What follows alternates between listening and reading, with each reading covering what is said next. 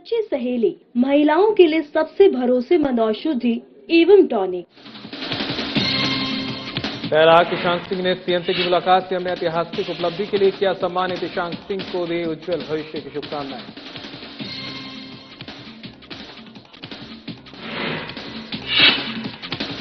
रांची में सीएम ने बधिर के खिलाड़ियों से की मुलाकात। नेपाल को हराकर जीतने पर टीम को दी बधाई। सीएम ने की खिलाड़ियों के प्रदर्शन की सराहना।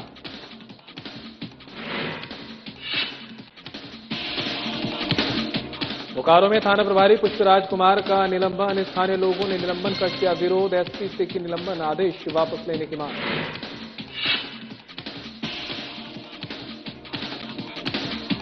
पलामू में उपायुक्त ने अस्पताल का किया निरीक्षण। उपायुक्त ने की स्वास्थ्य सेवाओं की समीक्षा। मरीजों से संवाद कर जानी उनकी समस्याएं।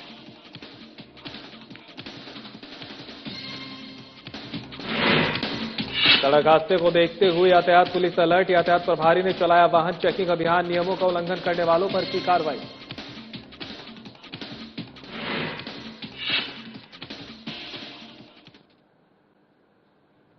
नमस्कार, बुलेटिन लेकर मैं हूं आपके साथ संदीप निरंजन। सरकार खबरों का रुख कर लेते हैं। कोडरमा के नगर पंचायत डोमचाक क्षेत्र में साफ सफाई व्यवस्था को मजबूत करने के उद्देश्य से दर्जनों वाहनों की खरीदारी की गई थी, लेकिन इसके बावजूद 100% स्वच्छता सुनिश्चित नहीं हो पाई है। स्थिति यह है कि कई वाहन उपयोग में नहीं आने के कारण जर्जर हालत में पहुंच गए हैं। स्थानीय स्तर पर स्वच्छता व्यवस्था को लेकर सवाल भी उठने लगे हैं। इस मामले पर नगर पंचायत अध्यक्ष उमेश वर्मा ने कहा कि सफाई कार्य के लिए खरीदे गए कुछ वाहन खराब हो गए हैं, जिन्हें मरम्मत कर फिर से उपयोग में लाया जाएगा ताकि सफाई व्यवस्था को दुरुस्त किया जा सके। उन्होंने ये भी कहा कि स्वच्छता केवल प्रशासन की जिम्मेदारी नहीं, बल्कि इसमें आम लोगों की भागीदारी भी जरूरी है। अध्यक्ष ने लोगों से अपील की है कि क्षेत्र में 100% साफ सफाई सुनिश्चित करने के लिए नागरिकों को भी जागरूक और सहयोगी बनना होगा। फिलहाल नगर पंचायत स्तर पर व्यवस्था सुधारने की दिशा में प्रयास जारी है।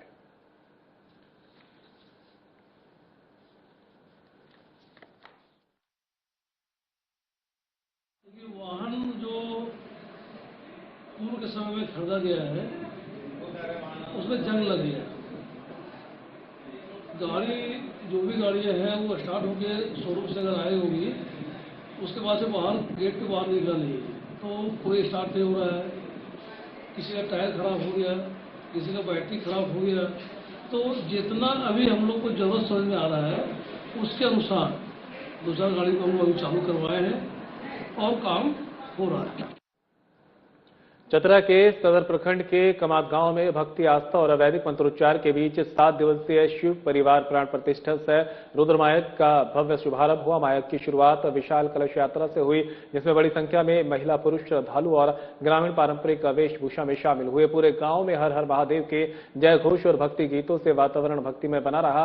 बता दें कि कलश यात्रा शिव मंदिर प्रांगण से शुरू होकर मरमधीरी स्कूल मैदान होते हुए चुआड़ी नदी तक पहुंची, जहां वैदिक मंत्रोच्चार के बीच श्रद्धालुओं ने कलश में पवित्र जल भरा और यज्ञशाला लौटकर विधिवत कलश स्थापना की गई। ये प्रतिक्रिया अयोध्या से आए आचार्य पंडित शिव कुमार शास्त्री और उनकी टीम ने संपन्न कराई। आयोजन को लेकर ग्रामीणों में भारी उत्साह देखा गया और श्रद्धालुओं की भीड़ उमड़ पड़ी।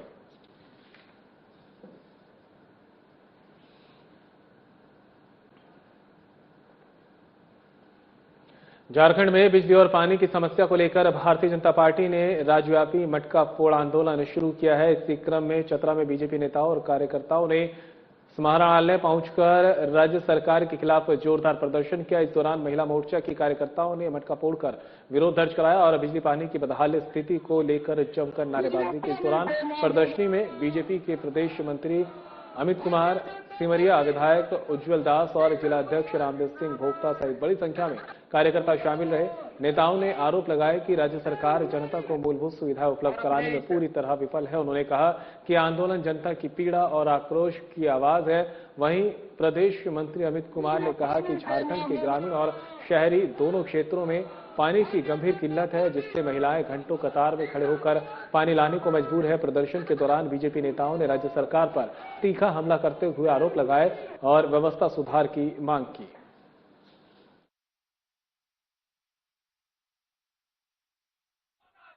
बिजली पानी देना होगा,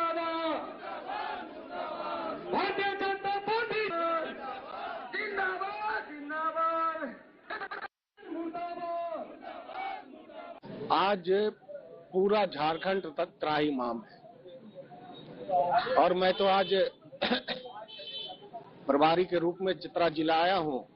मैं अपने अध्यक्ष रामदेव भोक्ता जी को बहुत बहुत आभार प्रकट कर रहे हैं कि आज ये जनता की समस्या को लेकर, जनता की मूल समस्या जो होता है, बिजली होता है, पानी होता है, घर होता है, आज ये सरकार वो भी नहीं दे पा रही है, उससे भी जनता को वंचित करना चाह रही है। भ्रष्टाचार का ये आलम है कि नल जल योजना का करोड़ों करोड़ों रुपया ये सरकार डकर गई। आज टंकी बना है तो उस टंकी में पानी नहीं है, नल लगा है तो नल में पानी नहीं है और पूरी तरह से ये सरकार आम जनों की योजना पर लूट मचाए हुए है। हेमंत सोरेन अपना पेट भर रहे हैं, शीश नुमा महल तो आप बना रहे हैं हेमंत सोरेन जी, लेकिन जनता जो नीचे है, जनता आपको जिता कर भेजी है, उसको एक पानी का बूंद भी आप नहीं दे पा रहे हैं। शर्मनाक स्थिति है। इसलिए मैं आज अपने अध्यक्ष को ये कहना चाहता हूं कि आज तो हम एक धरना दे रहे हैं, डीसी आवास के सामने घड़ा फोड़े हैं। अध्यक्ष जी पूरे टीम के साथ रांची आइए, हम रांची में मुख्यमंत्री आवास का बिजली भी काटेंगे और पानी भी काटेंगे, तब जाकर मुख्यमंत्री को होश में आएगा कि जनता किस तरह त्राहिमाम है। जनता बुनियादी सुविधाओं से तरफ है। जहाँ की जनता बिजली पानी के लिए काफी परेशान है, उसी के संदर्भ में भारतीय जनता पार्टी के तत्वाधान में आज जिला मुख्यालय में हम लोग जोरदार तरीके से आक्रोशपूर्ण प्रदर्शन कर रहे हैं और मांग कर रहे हैं। जो यहाँ की समस्या है, बिजली की समस्या है, बिजली की समस्या इतनी गंभीर है कि लोग चैन से सो नहीं पा रहे, छात्र पढ़ नहीं पा रहे हैं। उनको यहाँ पर 18 घंटे तक बिजली की कटौती हो रही है, 2-3 घंटे बिजली आ रही है, जिसके कारण काफी लोग त्राहिमाम है। उसके चलते ना बिजली के चलते उचित पानी नहीं मिल पा रहा है और यहाँ पर पानी की गंभीर समस्या, एक भी चापाकल नहीं लगा है। जो चापाकल लगे थे वो काफी खराब पड़े हुए हैं। सरकार इस पर कोई ध्यान नहीं दे रही है। लोग गांव में देखेंगे तो लोग नदी से। बोकारो में पुलिस विभाग में वेतन निकासी के दौरान हुए 10 करोड़ रुपए से अधिक के कथित घोटाले की जांच तेज हो गई है। मामले की जांच के लिए राज्य सरकार द्वारा गठित कमेटी के अध्यक्ष और राज्य उत्पाद विभाग के प्रधान सचिव डॉक्टर अमिताभ कौशल शुक्रवार को बोकारो पहुंचे, जहां उन्होंने पूरे प्रकरण की गहन समीक्षा की। बता दें कि डॉक्टर अमिताभ कौशल ने बोकारो सर्किट हाउस में दिन भर अधिकारियों के साथ बैठक कर संबंधित दस्तावेजों की जांच की। इस दौरान उपायुक्त, पुलिस अधीक्षक और उप विकास आयुक्त की मौजूदगी में पुलिस विभाग और ट्रेजरी से जुड़े अधिकारियों को भी बुलाया गया और आवश्यक कागजात उपलब्ध कराए गए। जांच कमेटी के अनुसार करीब 4000 दस्तावेज प्राप्त हुए हैं, जिनकी बिंदुवार जांच की जा रही है। जहां भी त्रुटियां सामने आ रही है, वहां संबंधित अधिकारियों से स्पष्टीकरण मांगा जा रहा है। वहीं डॉक्टर कौशल ने कहा कि इतनी बड़ी वित्तीय अनियमितता की जांच जल्दबाजी में पूरी नहीं की जा सकती। बोकारो से जुटाए गए दस्तावेजों की रांची में भी विस्तृत जांच होगी, जिसके बाद टीम दोबारा बोकारो पहुंचकर आगे की कार्रवाई करेगी। उन्होंने स्पष्ट किया कि जांच में दोषी पाए जाने वालों पर सख्त कार्रवाई की जाएगी।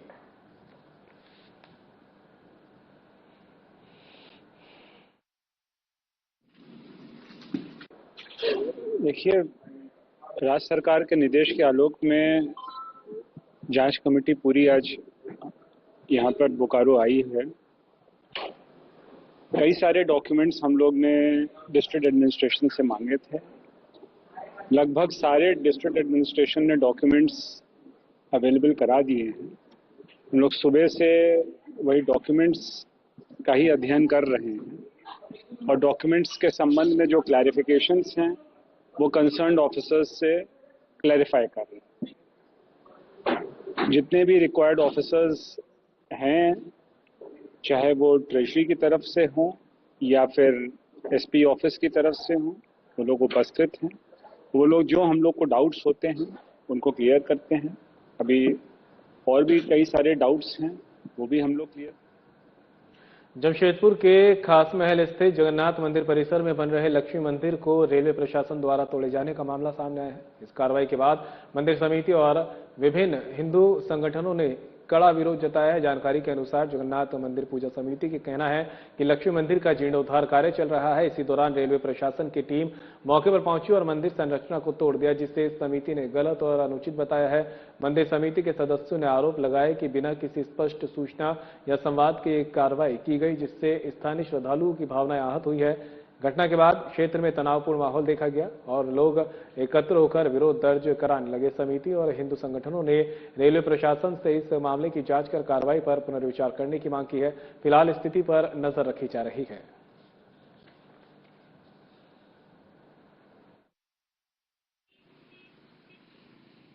हमारा कहना यही है कि ये जगन्नाथ मंदिर का बगल में जो लक्ष्मी मंदिर बन रहा था, आज रेलवे प्रशासन द्वारा जबरन उसको तोड़ा गया।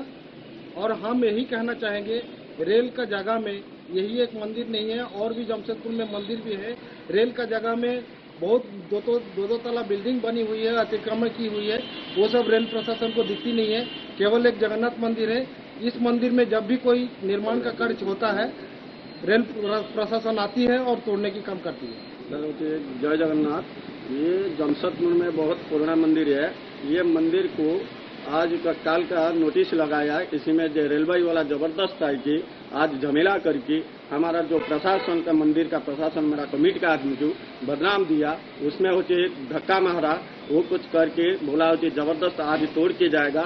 जय जगन्नाथ। ये जगन्नाथ मंदिर बहुत पुराना, बहुत दिन से बनी हुई है। यहाँ रथ यात्रा हर साल हो रहा है। जगन्नाथ जी का साथ लक्ष्मी जी का मंदिर पुनरुद्धार हो रहा था, नया नहीं बन रहा था, लेकिन जबरदस्ती आके तोड़ दिया गया है, जो कि सही नहीं है। जहां गलत तरीके से घर बना हुआ रेलवे की जमीन पर, वहां कुछ नहीं हो रहा, लेकिन मंदिर परिसर में आके सनातन धर्म का, हिंदू धर्म का आस्था को इन लोग तोड़ते हुए उसको ठेस पहुंचा रहा है। कोलान क्षेत्र समेत जमशेदपुर में पिछले कई दिनों से भीषण गर्मी और उमस का असर देखने को मिल रहा है, लेकिन आज अचानक मौसम ने करवट ले ली है। बता दें कि तेज आंधी तूफान और गर्जन के साथ जोरदार बारिश शुरू हुई, जिसमें तापमान में गिरावट दर्ज की गई है और लोगों को गर्मी से बड़ी राहत मिली है। अचानक बदले मौसम के कारण शहर के कई इलाकों में हलचल देखने को मिली। तेज हवाओं के साथ हुई बारिश से मौसम सुहावना हो गया और लोगों ने राहत की सांस ली। मौसम विभाग के अनुसार आने वाले घंटों में भी हल्की से मध्यम बारिश की संभावना बनी रह सकती है।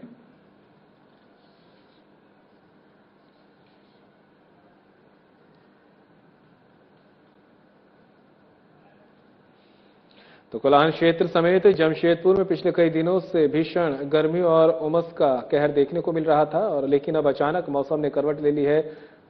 आंधी और तूफान के साथ जोरदार बारिश शुरू हुई, जिससे तापमान में गिरावट दर्ज की गई और लोगों को गर्मी से बड़ी राहत मिली है। अचानक बदले मौसम के कारण कई शहरों के इलाकों में हलचल भी देखने को मिली। तेज हवाओं के साथ हुई बारिश से मौसम सुहावना हो गया और लोगों ने राहत की सांस भी ली है। मौसम विभाग के अनुसार आने वाले घंटों में भी हल्की से मध्यम बारिश की संभावना बन सकती है।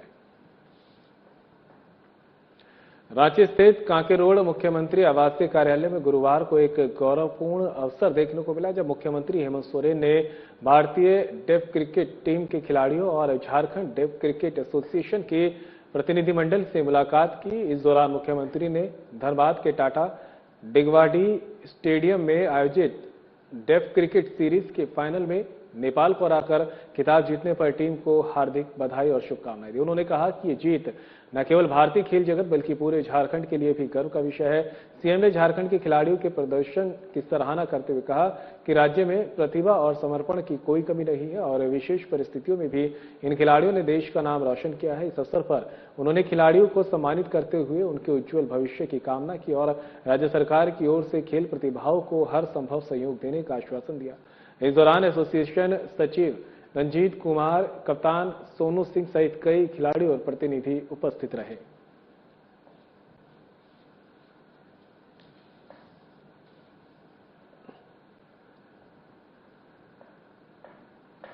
बोकारो के चीरा चास थाना प्रभारी पुष्पराज कुमार के निलंबन के विरोध में स्थानीय लोग सामने आ गए हैं। महिलाओं और नागरिकों ने पुलिस अधीक्षक को आवेदन सौंपकर निलंबन आदेश वापस लेने की मांग की है। लोगों का कहना है कि पुष्पराज कुमार ने क्षेत्र में कानून व्यवस्था बनाए रखने, अपराध नियंत्रण और घरेलू विवाद सुलझाने में महत्वपूर्ण भूमिका निभाई। आवेदन में कहा गया कि वे शांतिप्रिय, संवेदनशील और कुशल अधिकारी हैं। जिन्होंने साइबर अपराध और चोरी जैसे मामलों का सफलतापूर्वक निपटारा किया है। स्थानीय नागरिक प्रशासन ने जनहित को ध्यान में रखते हुए निलंबन आदेश पर पुनर्विचार करने की अपील की है।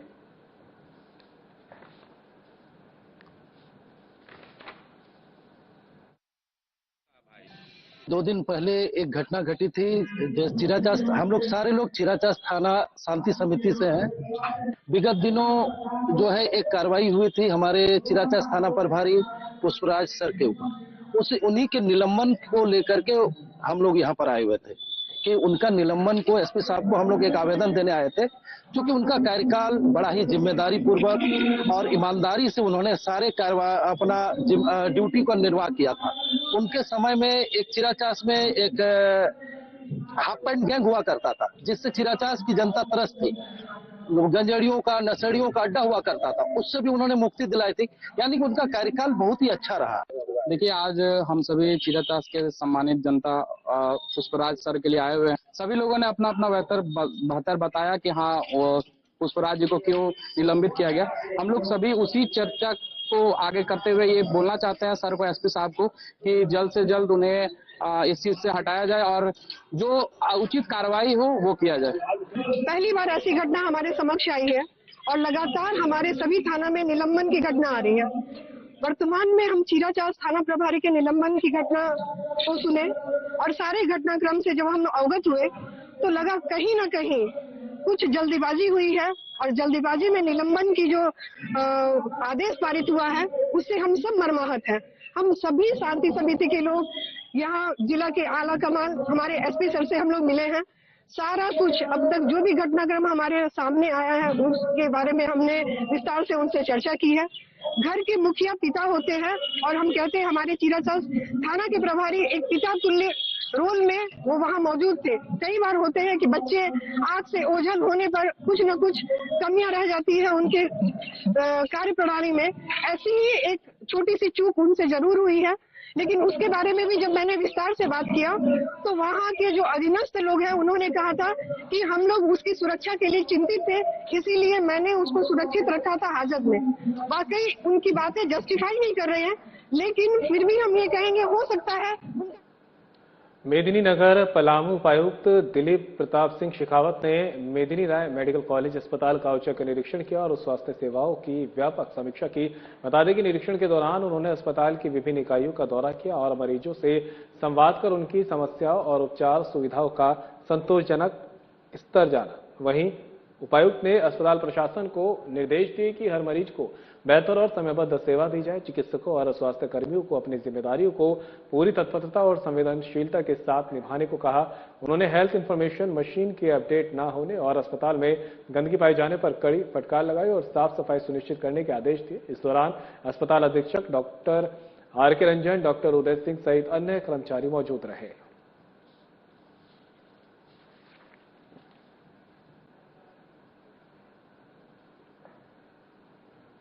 पलामू में लगातार बढ़ रहे सड़क हादसों को देखते हुए यातायात पुलिस आज एक्शन मोड में नजर आई। डाल्टनगंज के सदिक चौक पर यातायात प्रभारी सत्येंद्र दुबे के नेतृत्व में विशेष वाहन चेकिंग अभियान चलाया गया, जिसमें नियमों का उल्लंघन करने वाले वाहन चालकों पर कार्रवाई की गई और जुर्माना वसूला गया।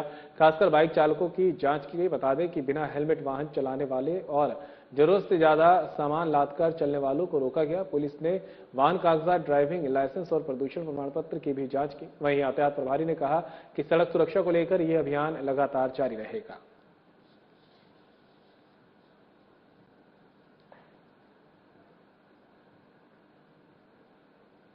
प्रधान मुख्य आयकर आयुक्त डी सुधाकर राव ने रांची के रेडिशन बिलों में प्रेस वार्ता करते हुए आयकर विभाग की गतिविधियों और आंकड़ों की जानकारी दी। उन्होंने बताया कि पिछले वित्तीय वर्ष में झारखंड ने लगभग 12,000 करोड़ रुपए का राजस्व दिया, जो बिहार के 8,000 करोड़ रुपए के योगदान से अधिक है।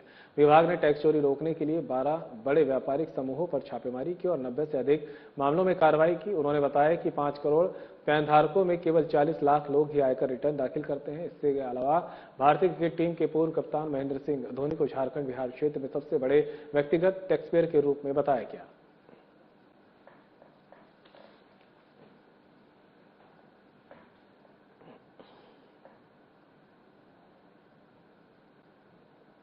ने अभी बताया वो प्रधान मुख्य आयकर आयुक्त बिहार एवं झारखंड हैं और वो इस सप्ताह रांची में कैंप उन्होंने किया है। उसके दो तीन कारण है। ये यहाँ के स्टेक होल्डर्स जैसे चार्टर्ड अकाउंटेंट एसोसिएशन, यहाँ के टैक्स बार एसोसिएशन, उनके प्रतिनिधि भी मिले हैं। ये लेकिन सबसे पहले अपने अधिकारी और कर्मचारियों से मिलकर पहले यहाँ की समस्याएं समझने का कोशिश किया। सबसे महत्वपूर्ण कारण उनका कैंप का, जैसा उन्होंने बताया कि 1/4/26 से पुराना आयकर अधिनियम 1961 रिपील कर दिया गया है, यानी खत्म कर दिया गया है और आयकर अधिनियम 2025 लागू हो गई है। किंतु वो पुराने अधिनियम जो है उसके प्रावधान कुछ विशेष परिस्थितियों में लागू रहेंगे। तो महोदय राव ने बताया है, उन्होंने कहा कि उनका मुख्य उद्देश्य था अपने अधिकारियों को इस ट्रांजिशन फेज को अच्छे से उनके बारे में समझाना कि किस परिस्थिति में कौन सा एक्ट लगेगा। इसलिए उनके निर्देशानुसार बिहार एवं झारखंड के अनेक अधिकारियों को यहाँ पे बुलाया गया है। जो 100 से ज्यादा अधिकारी आए हैं, उनकी क्षमता बढ़ाने के लिए कैपेसिटी बिल्डिंग प्रोग्राम यह आयोजित किया गया था पूरे दिन में। और इसके बाद महोदय ने कहा है कि ये आउटरीच प्रोग्राम, जो कि ये सभी अलग करदाताओं से और टैक्स प्रैक्टिशनर से मिलके पीएसयूज और बैंक्स को बतलाएंगे कि किस परिस्थिति में उन्हें कौन से नए प्रावधान का उपयोग करना है, कौन से नए फॉर्म यूज करने हैं, क्योंकि पुराने प्रोविजन जो हैं वो अब नहीं लगेंगे। ये एक्ट का टैक्स पेयर का सामने जाके वेदर एक्ट का मुख्य उद्देश्य क्या है, क्यों ऐसा न्यू इनकम टैक्स एक्ट 1961 का पुरानी एक्ट से 2025 एक्ट क्यों आया है। I just briefly inform the purpose of the act. The Income Tax Act 2025 is a transformative reform aimed at building a transparent, efficient and taxpayer-friendly system. It modernizes India's tax framework without altering tax rates, focusing instead on clarity, digital processing and global best practices to enable the taxpayer in their contribution to the growth of the nation. Therefore, the Government of India has